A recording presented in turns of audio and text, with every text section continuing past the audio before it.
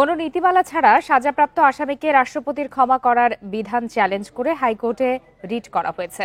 সোমবার সুপ্রিম কোর্টের আইনজীবী অ্যাডভোকেট ইশরাত হাসান জনস্বার্থে এই রিট দায়ের করেন।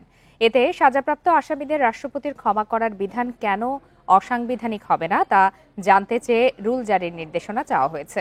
এছাড়া রাষ্ট্রপতির ক্ষমা করার ক্ষমতা প্রয়োগে নীতিমালা করার আবেদনও জানানো হয়েছে রিটে।